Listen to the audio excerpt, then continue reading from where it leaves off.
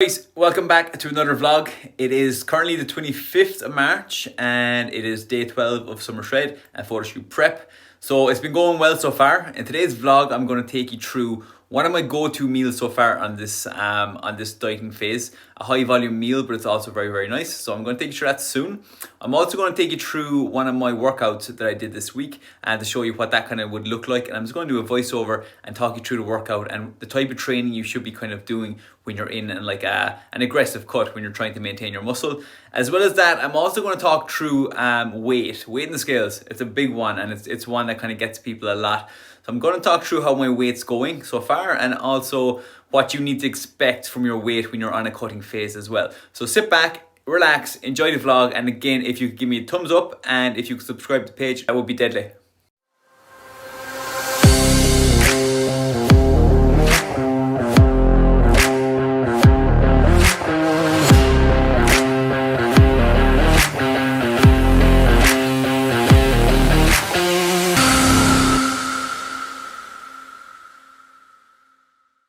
Okay guys, so welcome back to the kitchen where I probably spend most of my time when I'm on a diet, just because I like to get creative with my recipes. Today I'm going to show you a lunch that you can use. I've only been using this for the last few weeks, but it's a really good lunch to have, especially if you're on a kind of an extreme diet. I won't say an extreme diet, but if you're on a diet where you need to be kind of picking foods that are going to fill you, if you're going to stay on the diet for longer. Again, I have a photo shoot prep, so I've got to make sure that if I'm sticking to my targets, I need to make sure that food is filling me.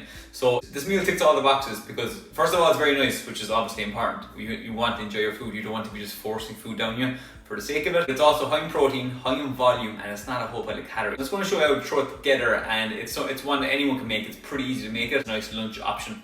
Okay, so here are the ingredients. Pretty simple. So we have a bag of cooked prawns. We're only going to use half of them.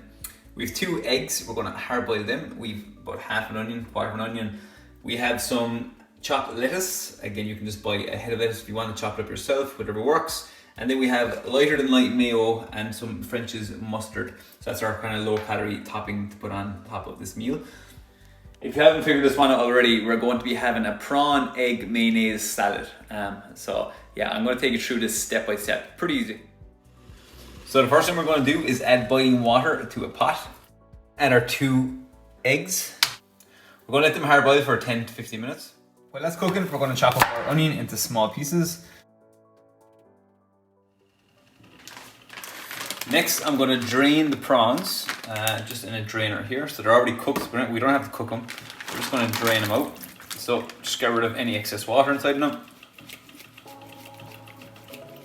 Now, honestly, that amount could serve 2, but I'm quite hungry today, so I'm just gonna put that as 1 serving. So we're just going to add onions and the prawns to a bowl together.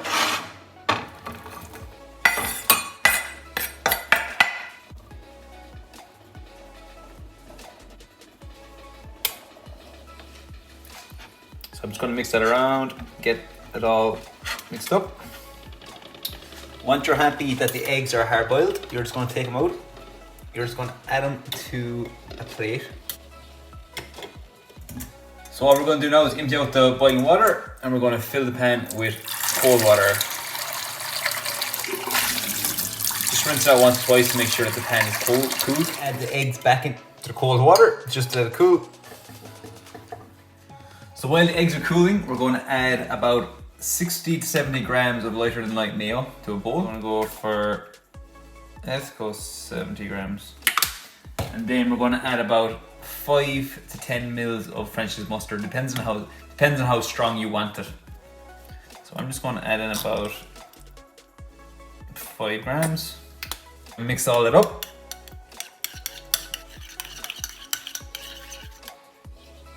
Now we're just going to add a bit of lettuce to the plate so that we're going to have something to put our prawns and eggs on top of. Okay, now that the eggs are cooled, it should be easier to crack them and peel them apart. Now, don't judge me on this because I'm not the best at doing this, but basically you want to crack it and then it should be relatively easy to peel them apart.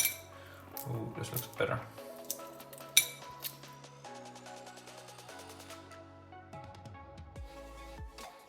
Thankfully for me, it doesn't matter how you peel them because you're going to be chopping them up after anyway. So we're just going to cut them into maybe quarters. So cut it through.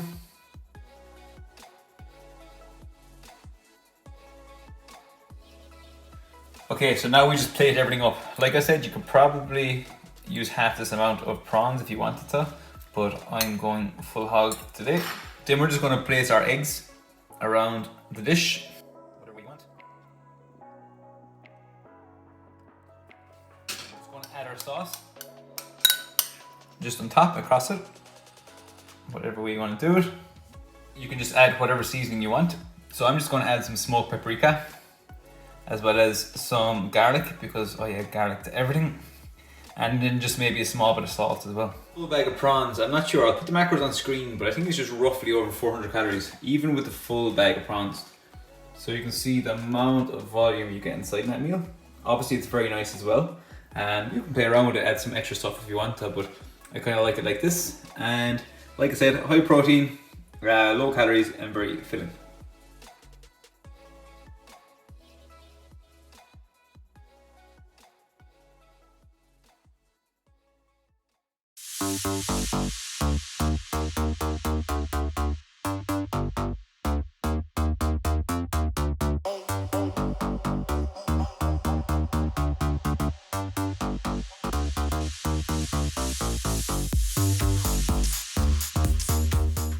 So guys, I often get asked what's the difference between training when you're cutting and when you're gaining. The answer is not a whole pile.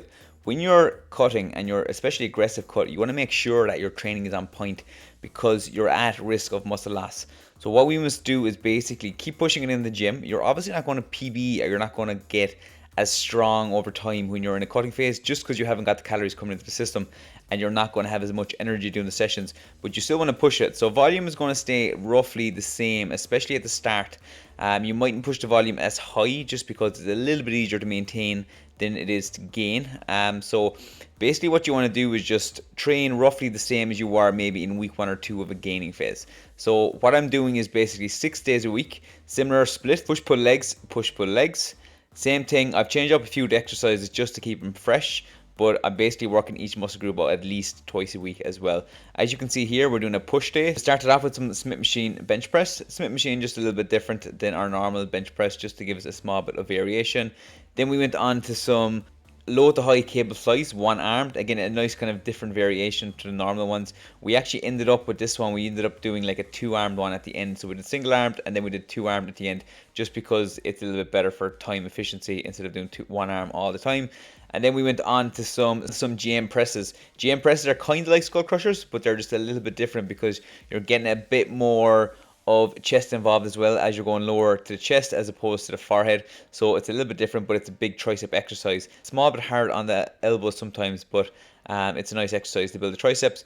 Then we went on to some cable tricep crossovers. So this is a great one. This is a new exercise. I haven't actually used this one before, and I felt really good with this one. High reps just to really stimulate the triceps and really get a good burn through it.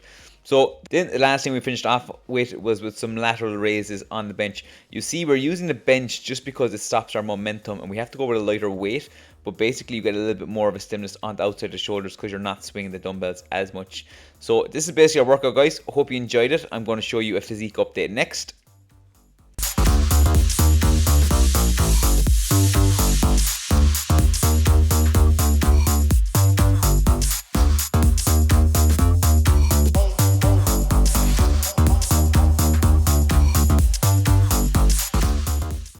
So just a quick update on my physique, guys. So I'm currently 13 days in, so you're not going to see a huge difference in 13 days, obviously enough. There's about 4 or 5 pounds in the difference between these two physiques. So obviously I'm looking a little bit leaner and sharper on the right hand side, but there isn't a huge difference as you wouldn't expect.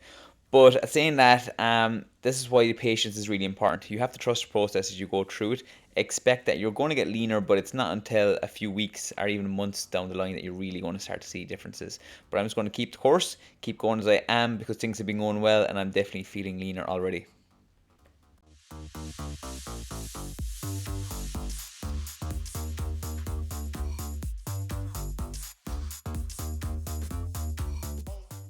So guys, I want to talk you through weight in the scales. It's the holy grail of a fitness progress, to most people anyway.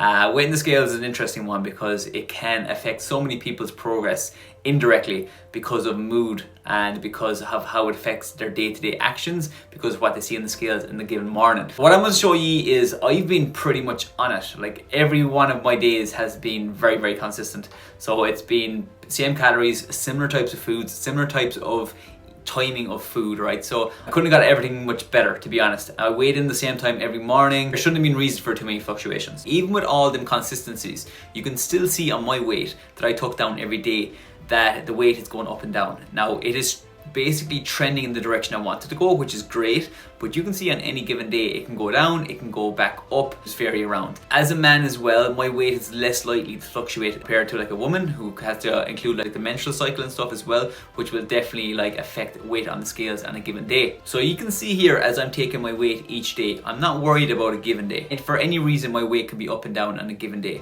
All I'm worried about is what way is it trending. So for that reason, I take a weekly average. So I have my 7-day average from last week, and I'm going to be comparing to my 7-day average from this week. I can already see, even though I've only tracked 4 days because it's only Thursday, I can already see that I'm going to be down about 0.5 kg from last week already.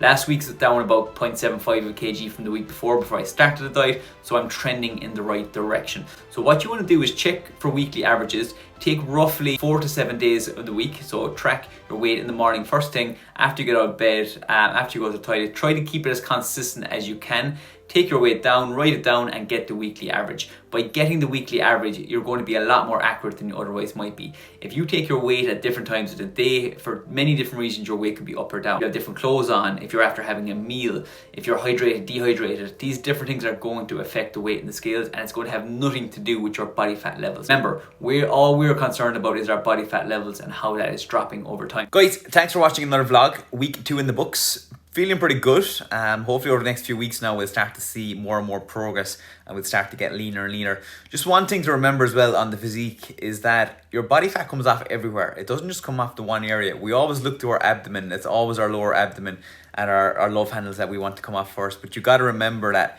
body fat comes off all over. It could come off your feet, your face, your back, your arms, everywhere. So as you're losing body fat and you're losing weight, it's going to come off everywhere, and you just have to stay patient and keep the course. The more and more you lose, the more you start to see it coming off, especially in the stomach area. Generally that tends to come off last. It's just a stubborn area, but you will start to see it again once you're patient. So again guys, thanks for watching. Please subscribe to the channel, please like the video, and I'll catch you next week.